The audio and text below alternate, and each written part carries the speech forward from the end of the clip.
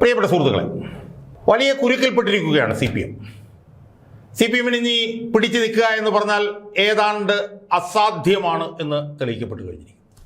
ഇതുവരെ ഉള്ളതെല്ലാം ആരോപണങ്ങൾ എന്ന് പറഞ്ഞ് സി പി എമ്മിന് തള്ളിക്കളയാൻ കഴിയുമായിരുന്നെങ്കിൽ ഇപ്പോൾ പിണറായി വിജയൻ എന്ന് പറഞ്ഞ വിജയന്റെ മകൾ വീണയ്ക്കെതിരെ കൃത്യമായിട്ടുള്ള തെളിവുകൾ പുറത്തു വന്നിരിക്കുന്നു. അർത്ഥശങ്കയ്ക്കിടയില്ലാത്ത വിധത്തിലുള്ള തെളിവുകൾ പുറത്തു വന്നിരിക്കുന്നു.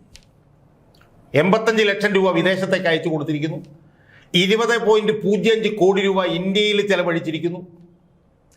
കൃത്രിമ സിം കാർഡ് ഉപയോഗിച്ചിരിക്കുന്നു, വൈഫൈ റൂട്ടർ ഉപയോഗിച്ചിരിക്കുന്നു, അത് ഉപയോഗിച്ച് ഇൻ്റർനെറ്റ് കമ്മ്യൂണിക്കേഷൻസ് നടത്തിയിരിക്കുന്നു, ഹവാല ഇടപാട് നടത്തിയിരിക്കുന്നു.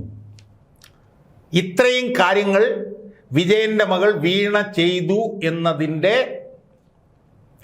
വ്യക്തമായിട്ടുള്ള തെളിവുകൾ ബ്ലാക്ക് ആൻഡ് വൈറ്റിൽ, ഞാൻ എപ്പോഴും പറയുന്ന പോലെ അണിക്കോക്കലായി അർത്ഥശങ്കയ്ക്കിടയില്ലാത്ത വിധം ആ തെളിവുകൾ പുറത്തു വന്നിരിക്കുന്നു. അതുകൊണ്ട് തന്നെ ഇനി പിടിച്ചു നിൽക്കുക എന്ന് പറയുന്നത് അസാധ്യമാണ്. ഇനി അഥവാ പിടിച്ചു നിന്നാൽ തന്നെ തുണിയുരിഞ്ഞ് പിടിച്ചു നിൽക്കാന്നേ ഉള്ളൂ. തുണിയില്ലാ വിവസ്ത്രമായി പിടിച്ചു നിൽക്കാം, അല്ലാതെ ഇനി പിടിച്ചു നിൽക്കാൻ ഒരു സാധ്യതയുമില്ല എന്നുള്ള നിലയിലേക്ക് വന്നിരിക്കുന്നു. സുഹൃത്തുക്കളെ, ഇപ്പം നടന്ന ഈ അന്വേഷണം ഉണ്ടല്ലോ, ഈ അന്വേഷണം പൊടുന്നനെ നടന്ന ഒരു അന്വേഷണമാണ് എന്ന് നമ്മൾ ധരിച്ചാലും തെറ്റില്ല എന്നാണ് എനിക്ക് സൂചിപ്പിക്കാനുള്ളത്. കാരണം ഇപ്പോഴത്തെ ഈ അന്വേഷണത്തിൻ്റെ തുടക്കം എന്ന് പറയുന്നത് മെയ് 27 മെയ് 27 കഴിഞ്ഞ് ജൂൺ 27, ജൂലൈ 27, ഓഗസ്റ്റ്, ഏതാണ്ട് 2.5 മാസക്കാലമായി ഈ അന്വേഷണം തുടങ്ങിയിട്ട്. എന്നാൽ ഈ അന്വേഷണം തകൃതിയിൽ തുടങ്ങുകയും തകൃതിയായി ത്വരിതഗതിയിൽ മുന്നോട്ട് പോവുകയും ചെയ്തെങ്കിലും ഈ അന്വേഷണം ഒന്ന് മന്ദീഭവിച്ചോ എന്ന് നമ്മൾ സംശയിച്ചിരിക്കുകയായിരുന്നു. കാരണം 1.5 മാസക്കാലമായി വലിയ അനക്കമൊന്നും ഉണ്ടായിരുന്നില്ല. വീണയെ ഒന്ന് ചോദ്യം ചെയ്തു, അതിനുശേഷം ചില നടപടിക്രമങ്ങൾ നടത്തിക്കൊണ്ടിരിക്കുകയായിരുന്നു. നമ്മൾ വിചാരിച്ചിരുന്ന വീണയെ ചോദ്യം ചെയ്ത് കഴിഞ്ഞ് പിണറായി വിജയനിലേക്കൊക്കെ ചോദ്യങ്ങൾ പോകുമെന്നൊക്കെ പറഞ്ഞ് നമ്മൾ വിചാരിച്ചിരുന്നു. പക്ഷേ അതൊന്നും നടന്നില്ല. അപ്പോൾ അതുകൊണ്ട് ഏതാണ്ട് ഒരു മന്ദീഭവിച്ച് നിൽക്കുകയായിരുന്നോ ഈ അന്വേഷണം എന്ന് നമ്മൾ സംശയത്തിൽ കഴിഞ്ഞിരുന്ന സമയത്താണ് പൊടുന്നനെ എൻഫോഴ്സ്മെന്റ് ഡയറക്ടറേറ്റ് ഈ അന്വേഷണത്തിലേക്ക് ചാടി വീണ് വീണയ്ക്കെതിരായിട്ടുള്ള അചഞ്ചലമായിട്ടുള്ള തെളിവുകളുമായി അവർ പുറത്തു വന്നിരിക്കുന്നു. ഇനി വീണയ്ക്കും വിജയനും രക്ഷപ്പെടുക എന്ന് പറഞ്ഞാൽ അസാധ്യമാണ്. സാധ്യമല്ലാത്ത ഒരു നിലയിലേക്ക് കാര്യങ്ങൾ മാറി.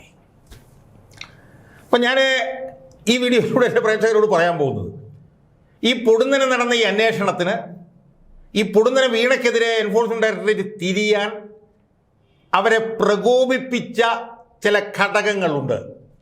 ആ ഘടകങ്ങൾ എന്താണെന്നും ആ പ്രകോപിത, അതായത് EDയെയും അമിത്ഷായെയുമൊക്കെ പ്രകോപിപ്പിച്ചതിനെ തുടർന്നിട്ടാണ് ഇങ്ങനൊരു സംഭവ വികാസം നടന്നത് എന്നും ആ പ്രകോപനത്തിന് ഉള്ള വഴിമരുന്നിട്ട് കൊടുത്തത് CPMന്റെ ദേശീയ ജനറൽ സെക്രട്ടറി ആയിട്ടുള്ള MA ബേബി ആണ് എന്നുമാണ് ഞാൻ ഈ വീഡിയോയിലൂടെ ഇന്ന് പറയാൻ ഉദ്ദേശിക്കുന്നത്. ഒരുപക്ഷെ എൻ്റെ പ്രേക്ഷകർ അത്ഭുതപ്പെട്ടു പോകും. അതെന്താണ് ED നടത്തിയ ഒരു അന്വേഷണം, അതും പിണറായി വിജയനും മകളുമെതിരായിട്ടുള്ള ഒരു അന്വേഷണത്തിൽ MA ബേബിക്ക് എന്താണ് റോള് എന്ന് നിങ്ങൾക്ക് ചിലപ്പോൾ തോന്നും. കാരണം MA ബേബി ദേശീയ സെക്രട്ടറി അല്ല, MA ബേബിയുടെ നേതാവല്ല വിജയൻ്റെ മകളല്ല വീണ. അവിടെയാണ് എനിക്ക് പ്രേക്ഷകരോട് ചില കാര്യങ്ങൾ സൂചിപ്പിക്കാനുള്ളത്.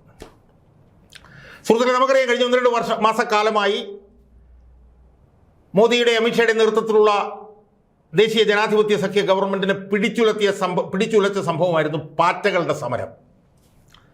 BJP ഗവൺമെന്റ് മപ്പടിച്ചു നിന്ന സമയത്ത്, 3-2 ഭൂരിപക്ഷം ഉണ്ടാക്കാൻ എല്ലാ തയ്യാറെടുപ്പുകളും നടത്തിക്കൊണ്ടിരുന്ന സമയത്ത്, 2029 നിയമസഭയിലേക്കും ലോക്സഭയിലേക്കും ഒരുമിച്ച് തെരഞ്ഞെടുപ്പ് നടത്തി 4ാമത് അധികാരത്തിലേക്ക് കയറാൻ മപ്പടിച്ച് നിന്ന സമയത്തിലാണല്ലോ പൊടുന്നനെ ജൂണൊക്കെ ആയപ്പോഴത്തേക്കും ഈ വിദ്യാർത്ഥികളുടെ സമരം ഒരു വലിയ കൊടുങ്കാറ്റായി, ഒരു സുനാമിയായി BJP ഗവൺമെന്റിനെ പിടിച്ചുലയ്ക്കുന്നു. അതിന്റെ വിശദാംശങ്ങളിലേക്ക് ഞാൻ പോകുന്നില്ല, നമ്മൾ ഒരുപാട് കാലം നമ്മൾ ചർച്ച ചെയ്തതാണ്. ആ സമരത്തിന്റെ പ്രത്യാഘാതത്തിൽ നിന്ന്, ആ സമരമുണ്ടാക്കിയ പരിക്കിൽ നിന്ന് മോദി ഗവൺമെന്റിന് ഇപ്പോഴും അവർക്ക് വിമുക്തരാകാൻ കഴിഞ്ഞിട്ടില്ല. അവരതിൽപ്പെട്ട് ആടി ഉലഞ്ഞിങ്ങനെ നിൽക്കുകയാണ്. അധികാരം അടുത്ത തവണ പോകുമോ എന്നുള്ള സംശയം പോലും ഉയർന്നിരിക്കുന്നു. മോദി പ്രതിരോധത്തിലായിരിക്കുന്നു. അമിത്ഷാ ഏതാണ്ട് ഒരു 10-20 ദിവസത്തോളം ലോക്സഭയിലേക്ക് പോലും വരാൻ പറ്റാത്ത ഒരവസ്ഥയിലെത്തിയിരിക്കുന്നു. അപ്പോൾ പാർട്ടികളുടെ സമരം BJP ഗവൺമെന്റിനെ പിടിച്ചുലച്ചിരിക്കുന്നു. അടിമുടി ലോക്ക് സ്റ്റോക്ക് ആൻഡ് ബാരൽ ആട്ടാപ്പാട്ടലം പിടിച്ചുലച്ചിരിക്കുന്നു എന്നുള്ളതാണ് നമുക്ക് ഇപ്പോൾ ദേശീയ രാഷ്ട്രീയത്തിൽ കാണാനുള്ളത്. അപ്പോൾ ആ സമരവും ഇതുമായിട്ട് എന്താണ് ബന്ധം എന്ന് നിങ്ങൾക്ക് തോന്നും. സുഹൃത്തുക്കളെ, ആ ബന്ധം എന്താണെന്ന് ചോദിച്ചാൽ ആ സമരത്തിൻ്റെ പ്രധാനപ്പെട്ട ആ സമരത്തിന് ശേഷമൊക്കെ കഴിഞ്ഞ സമയത്ത് ഒരു CPM നേതാവ് ഈ സമരവുമായി ബന്ധപ്പെട്ടുകൊണ്ട് ലോക്സഭയ്ക്കകത്തും പുറത്തും അതീവമായി സജീവമാകുന്നത് നമ്മൾ കണ്ടു. ആ സമരം നടന്നുകൊണ്ടിരുന്ന സമയത്ത് 2 MP-മാർ, കേരളത്തിൽ നിന്നുള്ള 2 MP-മാർ ശക്തമായി ആ സമരമുഖത്ത് വന്ന് ഇടിച്ചു കയറാൻ നടത്തുന്ന ശ്രമങ്ങൾ നമ്മൾ കണ്ടു. അതിലൊരാളുടെ പേര് ജോൺ ബ്രിട്ടാസും രണ്ടാമത്തെ ആളുടെ പേര് A റഹീം, രണ്ടുപേരും രാജ്യസഭ MP-മാർ. ആ സമരം കഴിഞ്ഞപ്പോഴത്തേക്കും ആ സമരത്തിൻ്റെ നേതാക്കന്മാരായി മാറാൻ വേണ്ടിയിട്ട് അവർ വലിയ ശ്രമം നടത്തുന്നത് നമ്മൾ കണ്ടു. നിയമസഭയ്ക്കകത്ത് അതിശക്തമായി BJP-ക്കെതിരെ വലിയ പടയൊരുക്കം നടത്തുന്നതിന് മുന്നിൽ നിൽക്കുന്നത് ആരാണ് നമ്മൾ കണ്ടു. അയാളുടെ പേരാണ് ജോൺ ബ്രിട്ടാസ്. അതിനകത്ത് ലോക്സഭയ്ക്കകത്ത് ഒരു BJP-യുടെ MP ലുങ്കിവാല എന്ന് പറഞ്ഞിട്ടൊരു പ്രതികരണം നടത്തി. അതിനെതിരെ ജോൺ ബ്രിട്ടാസ് നടത്തിയിട്ടുള്ള അതിശക്തമായിട്ടുള്ള പോരാട്ടം, പാർട്ടികളുടെ സമരവുമായി ബന്ധപ്പെട്ടുകൊണ്ട് ജോൺ ബ്രിട്ടാസ് നടത്തുന്ന പോരാട്ടം, അങ്ങനെ BJP സർക്കാരിനെ പിടിച്ചുലച്ച പാർട്ടി സമരവുമായി ബന്ധപ്പെട്ടുകൊണ്ട് BJP സർക്കാരിനെ പ്രതിരോധത്തിലാക്കുന്ന പ്രവർത്തനങ്ങളുടെ നേതൃത്വത്തിലേക്ക് പൊടുന്നനെ ജോൺ ബ്രിട്ടാസ് എന്ന് പറഞ്ഞ കേരളത്തിൽ നിന്നുള്ള രാജ്യസഭ MP വരുന്നത് നമ്മൾ കണ്ടു. ആ സംഭവത്തിന് ഈ സംഭവമായിട്ട് എന്താണ് ബന്ധം എന്നുള്ളതായിരിക്കും നിങ്ങളുടെ സംശയം. സുഹൃത്തുക്കളെ, യഥാർത്ഥത്തിൽ എനിക്ക് പറയാനുള്ളത്, മോദി ഗവൺമെന്റിനെ ഇപ്പോൾ ഈ മാസപ്പടി കേസുമായി ബന്ധപ്പെട്ട് പ്രകോപിതരാക്കിയത് ജോൺ ബ്രിട്ടാസിന്റെ ഈ പാർട്ടി സമരവുമായി ബന്ധപ്പെട്ടുകൊണ്ട് BJP ഗവൺമെന്റിനെ ആക്രമിക്കാൻ ജോൺ ബ്രിട്ടാസ് കാണിച്ച അമിതാവേശമാണ് എന്നാണ് ഞാൻ പറയുന്നത്. സാധാരണഗതിയിൽ നമുക്ക് കാണാവുന്നതിനപ്പുറത്തുള്ളൊരു ആവേശം ജോൺ ബ്രിട്ടാസ് ലോക്സഭയ്ക്കകത്തും പുറത്തും ഈ പാർട്ടി സമരവുമായി ബന്ധപ്പെട്ട് കാണിച്ചത് നമ്മൾ കണ്ടു. CPM-ൽ നിന്ന് ശക്തമായിട്ടുള്ള പ്രതിഷേധം മോദി ഗവൺമെന്റിനെതിരെയും പ്രത്യേകിച്ച് അമിത്ഷയ്ക്കെതിരെയും ശക്തമായി നടത്തിയത് ജോൺ ബ്രിട്ടാസ് ആയിരുന്നു. ജോൺ ബ്രിട്ടാസിനെ നമ്മൾ ഇതിനു മുമ്പ് കണ്ടിരുന്നത് എന്താ? ഏത് സ്ഥാനത്താണ് ജോൺ ബ്രിട്ടാസിനെ നമ്മൾ ഇതിനു മുമ്പ് കണ്ടിരുന്നത്? BJP-യും CPM-ഉമായിട്ടുള്ള ഒരു പാലമായിട്ടാണ് നമ്മൾ ജോൺ ബ്രിട്ടാസിനെ കണ്ടത്. നിതിൻ ഗഡ്കരിയെ അന്ന് മുഖ്യമന്ത്രിയായിരുന്ന പിണറായി വിജയൻ കാണാൻ പോകുമ്പോൾ കൂടെ കൂട്ടുന്നത് ജോൺ ബ്രിട്ടാസിനെ ആയിരുന്നു. അതിനുശേഷം എത്രയോ അവസരങ്ങളിൽ ഈ ധർമ്മേന്ദ്ര പ്രധാൻ തന്നെ തങ്ങളും BJP-യുമായിട്ടുള്ള ബന്ധത്തിലെ ഒരു പാലം ജോൺ ബ്രിട്ടാസ് ആണ് എന്ന് എത്ര തവണ പറഞ്ഞിട്ടുള്ളത് നമുക്കറിയാം.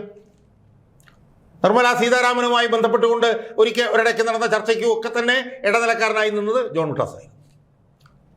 എന്നാൽ ആ സ്ഥാനത്തും ജോൺ ബ്രിട്ടാസ് മാറി BJP സർക്കാരിനെ അതിരൂക്ഷമായി എതിർക്കുന്ന ഒരു ഘട്ടത്തിലേക്ക് വന്നതാണ് ഇപ്പം ഈ അന്വേഷണം പൊടുന്നനെ സജീവമാക്കാൻ BJP-യെ മോദി സർക്കാരിനെ പ്രേരിപ്പിച്ചത്, അമിത്ഷായെ പ്രേരിപ്പിച്ചത് എന്നാണ് ഞാൻ നിരീക്ഷിക്കുന്നത്. അതായത് ഈ വിഷയത്തിൽ, മാസപ്പടി വിഷയത്തിൽ പിണറായി വിജയനെതിരായിട്ടും മകൾക്കെതിരായിട്ടും അർത്ഥശങ്കയ്ക്കിടയില്ലാത്ത തെളിവുകളുമായി എൻഫോഴ്സ്മെന്റ് ഡയറക്ടറേറ്റ് മുന്നോട്ട് വന്നാൽ അത് പിണറായി വിജയനെ ഏറ്റവും ദുർബലനാക്കുമെന്നും പിണറായി വിജയനെ ഏറ്റവും കൂടുതൽ പ്രതിരോധത്തിലാക്കുമെന്നും അറിയാവുന്ന ഏറ്റവും പ്രധാനപ്പെട്ട ആൾ MA ബേബിയാണ്. എന്നാൽ MA ബേബിക്ക് പരസ്യമായി പിണറായി വിജയനെതിരെ നേർക്കുനേർ നിന്ന് പയറ്റാനുള്ള ആർജവും ഇച്ഛാശക്തിയുമില്ല. അപ്പം അതുകൊണ്ട് തന്നെ MA ബേബിയുടെ പിന്നിൽ നിന്നുള്ള ഒരു പിന്തുണയുടെ ഭാഗമായിട്ടാണ് ജോൺ ബ്രിട്ടാസ് ഈ BJP സർക്കാരിനെതിരെ അതിരൂക്ഷമായിട്ടുള്ള പ്രതികരണവുമായി വന്നത് എന്നാണ് ഞാൻ എൻ്റെ പ്രേക്ഷകരോട് ഞാൻ പറയുന്നത്. ആ BJP സർക്കാരിനെതിരെ, മോദിക്കും അമിത്ഷയ്ക്കുമെതിരെ ജോൺ ബ്രിട്ടാസ് നടത്തിയിട്ടുള്ള അതിരൂക്ഷമായിട്ടുള്ള ആക്രമണത്തിൽ പ്രകോപിതരായിട്ടാണ് ED പൊടുന്നനെ ഇപ്പം ഈ അന്വേഷണം തകൃതിയിലാക്കി മുന്നോട്ട് വന്നതും ഈ വിജയൻ്റെ മകൾക്കെതിരെ തെളിവുകൾ കൊണ്ടുവന്നതും ആ തെളിവുകൾ പൊതുമണ്ഡലത്തിലിട്ടത് എന്നും ഞാൻ ഉറച്ചു വിശ്വസിക്കുന്നു. കാരണം വളരെ പ്രകോപിതരാണ് ED എന്നുള്ളത് വളരെ വ്യക്തമാണ്. കാരണം എൻഫോഴ്സ്മെന്റ് ഡയറക്ടറേറ്റ് സാധാരണഗതിയിൽ ഞങ്ങളിങ്ങനെ അന്വേഷണം നടത്തി, അന്വേഷണം മുന്നോട്ട് പോകുന്നു എന്നൊക്കെ മാത്രമേ അവർ പറയാറുള്ളൂ. എന്നാൽ അതിൽ നിന്നും വ്യത്യസ്തമായി അവര് വിജയന്റെ മകൾക്കെതിരെ കണ്ടുപിടിച്ച തെളിവുകൾ മുഴുവൻ പൊതുമണ്ഡലത്തേക്ക് ഇട്ടിരിക്കുകയാണ്. അപ്പൊ ഇതിൽ നിന്ന് ഇ ഡി വളരെ പ്രകോപിതരാണ് എന്നർത്ഥം. ഇ ഡിയെ പ്രകോപിച്ചു എന്ന് പറയുമ്പോൾ ഇ ഡിയെ ആ നിലയിൽ പ്രകോപിതരാക്കി രംഗത്തിറക്കിയതിന്റെ പിന്നിൽ അമിത്ഷാ ഉണ്ടെന്നുള്ളത് വ്യക്തമല്ലേ സുഹൃത്തുക്കളെ? അപ്പൊ അമിത്ഷാ പ്രകോപിതനാവാനുള്ള കാരണം എന്താ? അമിത്ഷാ പ്രകോപിതനാവാനുള്ള കാരണം BJP ഗവൺമെന്റിനെതിരെ ജോൺ ബ്രിട്ടാസിന്റെ നേതൃത്വത്തിൽ കഴിഞ്ഞ കുറച്ച് 1-2 ആഴ്ചകളായി നടന്ന ശക്തമായിട്ടുള്ള ആക്രമണമാണ് എന്നാണ് എൻ്റെ നിരീക്ഷണം. ആ ആക്രമണത്തിന് ജോൺ ബ്രിട്ടാസിനെ തയ്യാറാക്കി രംഗത്തിറക്കിയത് പുറകിൽ നിന്ന് കളിച്ച ചാണക്യനായിട്ടുള്ള MA ബേബി എന്ന് പറഞ്ഞ ദേശീയ ജനറൽ സെക്രട്ടറിയാണ് എന്നാണ് ഞാൻ ഉറച്ചു വിശ്വസിക്കുന്നത്. ഇപ്പൊ എന്താ സംഭവിച്ചിരിക്കുന്നത്? ഇപ്പൊ പിണറായി വിജയന് പിടിച്ചിരിക്കാൻ പറ്റാത്ത സ്ഥിതിയായി.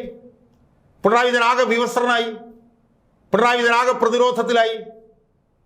അങ്ങനെ പിണറായി വിജയനെ പ്രതിരോധത്തിലാക്കിയതിൽ MA ബേബിക്ക് പങ്കുണ്ടോ എന്ന് ചോദിച്ചാൽ ഇല്ല. എന്നാൽ MA ബേബിക്ക് പിണറായി വിജയനുമായി നേരിട്ട് പോരാടാനുള്ള ആർജവവും ഇല്ല. അപ്പം അങ്ങനെയില്ലാത്ത അതിബുദ്ധിമാനായിട്ടുള്ള MA ബേബി പുറകിൽ നിന്നുകൊണ്ട് ജോൺ ബ്രിട്ടാസിനെ ഉപയോഗിച്ചുകൊണ്ട് കളിച്ച കളിയുടെ ഫലമാണ് ഇപ്പോൾ പിണറായി വിജയൻ അനുഭവിക്കുന്നത് എന്ന് നമ്മൾ മനസ്സിലാക്കണം. ഇനി പിണറായി വിജയനെ പിടിച്ചു നിൽക്കാൻ ഭയങ്കര പാടായിരിക്കും. ആ നിലയിലേക്ക് പിണറായി വിജയനെ പുറകിൽ നിന്നുള്ള കളിയിലൂടെ ബുദ്ധി ഉപയോഗിച്ചുകൊണ്ട് എത്തിക്കുന്നതിൽ ബേബി നിസ്തുലമായിട്ടുള്ള പങ്കാണ് വഹിച്ചത് എന്നതുകൊണ്ടാണ് ഈ റെയ്ഡിന് പുറകിൽ ബേബിയാണ് എന്ന് ഞാൻ പറയാൻ കാരണം.